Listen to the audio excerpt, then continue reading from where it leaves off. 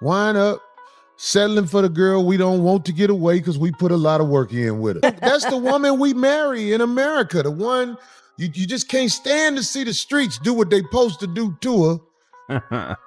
So you just be like, man, I'm finna just go and marry her so I don't lose her. Wow, is that what it is? I seen it happen to the best of them. I'm not talking about dummies. Matters of the heart, in America, it winds up with mental extortion, where you wind up marrying somebody you ain't got no goddamn business marrying. The worst man in America is the one who falls in love easily because he creates a family that ain't. It's because the life that you pictured disappears and the future you actually need starts talking to you. And the hardest part about divorce isn't heartbreak. It's letting go of the woman I performed, the version of me that I maintained, because I was scared to admit the truth. The dream I kept dragging even after it stopped fitting. And then one day you realize you're not broken. You're just finally honest, and honesty is heavy, but it's freedom. I'm here to tell you right now, we don't care. Let me tell you, we don't care. Have you ever noticed how, when a relationship falls apart, some people immediately try to dodge responsibility and avoid owning their role in what went wrong? They suddenly get super reflective and start leaning on vague pseudo-psychological talk that sounds deep but says very little. But hold up, we actually have video receipts showing what was really happening. And let's be real, the picture that comes out of that is far from a flawless, picture-perfect partner. You feel me? This is what I'm talking about when it comes to certain modern relationship narratives. There's often a complete lack of accountability for personal behavior. By many accounts, being married to you was extremely difficult. That's why Jeezy chose to end the marriage. He made that decision. You later said you were putting on a front for social media. And yeah, that part might be true, because behind the scenes, things were clearly tense enough that he couldn't handle it anymore. So he exited that marriage not long after it began. But somehow the story still gets framed with Jeannie Mai as the victim. She's the one people say needs sympathy. She's the one described as having lost herself. She's the one said to have abandoned herself, and now at 46 is on a journey to find herself again.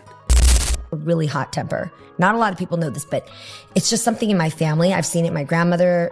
Saw it in my grandfather, to my grandmother, to my mom, to my aunts, to me, right? But I didn't notice it in myself until I was with Jeezy. Interesting. You didn't notice in your previous marriage? No, because it has to do with the type of relationship you have and the type of respect you have for that person to mirror things back to you, where you actually would stop you in your tracks and evaluate yourself, you know? So you had it. So I had it, but nobody ever called me out on it. I didn't notice that I had a hot temper until I got with Jeezy. And here's a person who is my equal and I really respect. And when I would spew some of my old habits, and he was like, like, who? That's not flying here. And also, it would trigger him to come back at me with things where I was like, who do you think you are? But I was triggering him.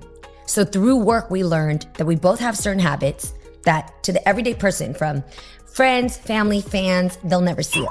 Jeannie Mai tried to soft launch Jeezy to jail. So she called the police on this man in Atlanta, told the man, excuse me, I'm Jeannie Mai, I'm coming down here to get my, there ain't nothing but one box of some clothes that I ain't never wore. And he got my box sitting in a garage of a house that we both bought. Okay, and it's got mouse in the boxes. It's wet, it's raining in the garage. He could have kept my stuff in the house. I don't care if he got in there, but my stuff, when I help buy this house, no, that's not how it works. So I'm gonna need y'all to come pick it up. We're hearing her say things like she was forcing something to work, lying to herself, and not being honest about who she really was. Now, post-divorce, she claims she's finally being her true self. You know the move. She couldn't make it work, and somehow that magically clears her of any responsibility. All right, so why does that sound like a whole lot of nonsense? Number one, Jeannie Mai has already been divorced before. She was married to Freddie Hartees, and she left that marriage. But now she's acting like this is her first ever divorce. The truth is, she showed very little respect for her first husband. The difference this time is that at 46, she loved Jeezy more, and now there's a child involved. But let's be clear, both marriages still ended in divorce. Yet in her version of events, she frames it like she always knew it was fake and never meant to last. And now, suddenly, she's being true to herself. And this is a cautionary tale for all my G's. See, when you get what you get, the packaging doesn't change what's inside. Jeezy chose a woman with everyday chaos energy, a modern mindset, constant tension, and no respect for how she spoke to him. So he walked away, and walking away is something she's familiar with. Now she jumps on the mic with all this talk about losing herself. But what it really boils down to is this: you've been down this road before and never fixed the core issues. So now you're twice divorced, and there's no smooth way to spin your way out of that reality. Damn. Greetings, savages. We've got to be honest with ourselves. This economy is cooked, and there are people out there whose entire job is buying, selling, and stealing your personal information like it's some grimy bootleg stock market. It's a big game, it's a big club, and you're not in it. It's a big club, and you're definitely not in it. A few years ago, I was in the Philippines on a business trip, and 2 hours before our closing dinner, I found out my bank account had been completely wiped out. I had to make emergency calls back home and get money wired through Western Union just to finish the deal. And if it can happen to me, it can absolutely happen to you. That's exactly why we partnered with Aura, the sponsor of this stream.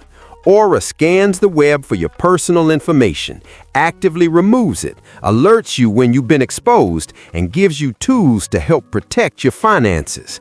Use the link pinned in the description for a free trial, long enough to see exactly what they bring to the table. We're very selective with what we promote, but trust me, it's better to stop the problem before it starts than to be stranded trying to fix it in real time. Damn. Down with Bishop T.D. Jakes for his podcast, Next Chapter, and they had a conversation in full about his life and some of the things that he's been through, but Jeezy opened up a lot about his divorce and what he learned. Jeezy is finally exposing Jeannie Mai about the whole divorce thing, because allegedly she had put the pause on him.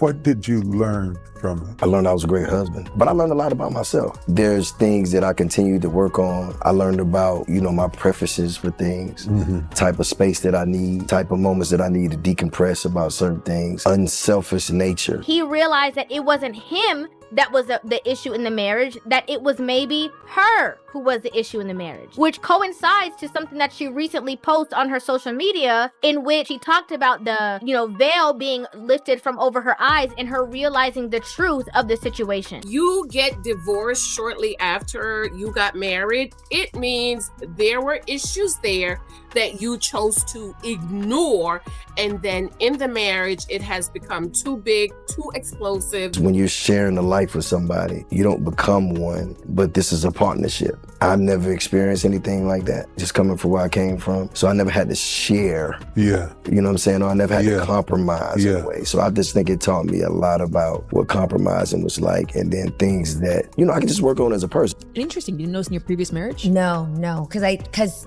it has to do with the type of relationship you have and the type of respect you have for that person to mirror things back to you where you actually would stop you in your tracks. And there is no way, if you did everything you were supposed to do and vet and did correctly, there is no way you should be getting married after a year of marriage. Just going forward in life, it just taught me how to give someone else grace and actually listen to understand rather than just to listen to reply. I'm gonna go, 7,000, 8,000, 9,000, 9,999. Every single word that came out of Calvin Candy's mouth was nothing but host. But he was right about one thing. I am that one nigga, 10,000. Ladies and gentlemen, polite savages, we're about to take a ride that's guaranteed to ruffle feathers and disappoint people who thought they were winning when they really weren't. As always, all I can promise is the truth, the whole truth, and nothing but the truth, from my point of view. And yeah, sometimes the truth doesn't taste good. But listen, you still have to swallow it. These truth shots might sting a little. And if that makes you nervous, you might want to head somewhere safer. Because at this point, there's only one thing left to do, and that's jump straight into it. Are you ready? All right then, let's get moving. Because they don't have the information on how to protect themselves. They give in to the emotions of an irrational. That is most marriages in America, if you ask me. I could be wrong, but I don't just see a lot of guys proposing to women. I see a lot of guys giving in to women. Wait a minute, hold up. As the only Vietnamese voice on this channel, I've got to drop my perspective, especially when it comes to the usual stereotypes about Southeast Asian women. Now, don't get it twisted. There's a kernel of truth in some stereotypes, but that doesn't mean every single detail is accurate. On the flip side, it's not all lies either. It's not black and white. The real truth often lives somewhere in the gray area. Right there in the middle is where you can see the real dynamics between Jeezy and Jeannie Mai. Applied Savages, here's the deal. Jeezy is as good as it gets for Jeannie Mai, but she approached it without valuing that connection, behaving in ways that were disrespectful and dismissive.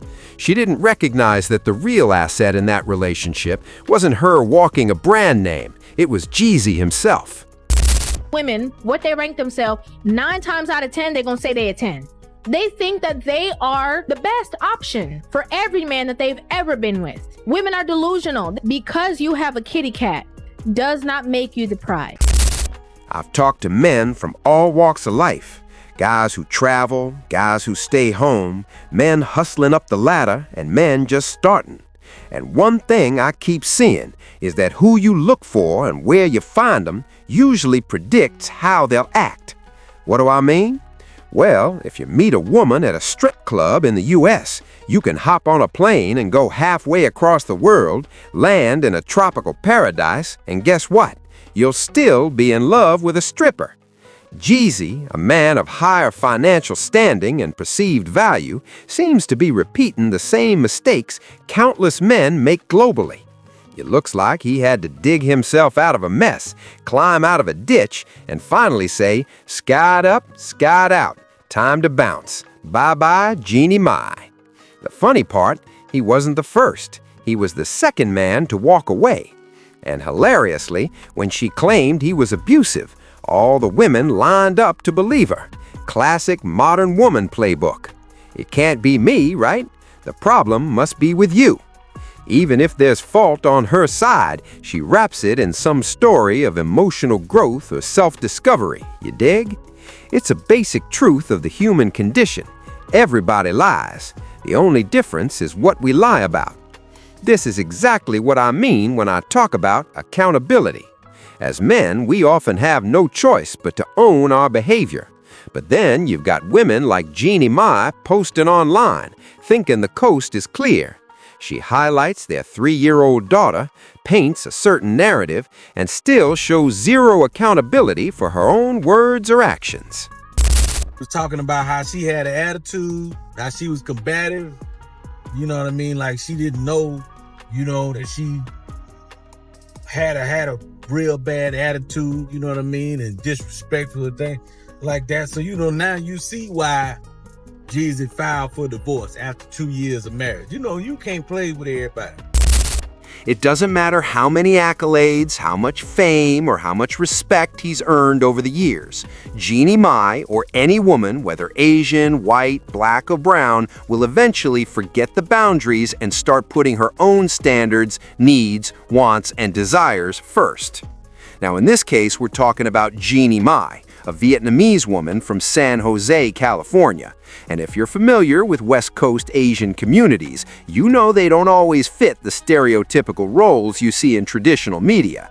This is especially true today with content creators traveling all over the world, dating Southeast Asian women from different countries, body types, and age ranges. Somehow, the narrative gets painted that these women are picture perfect, flawless, no blemishes, no imperfections in their appearance or personality. It's all false positives, sugarcoating beneficial stereotypes. The stereotype that bothers me the most, that these women are automatically subservient and submissive. Now, as I said earlier, there's a tiny kernel of truth that some Asian women might play that helpmate role.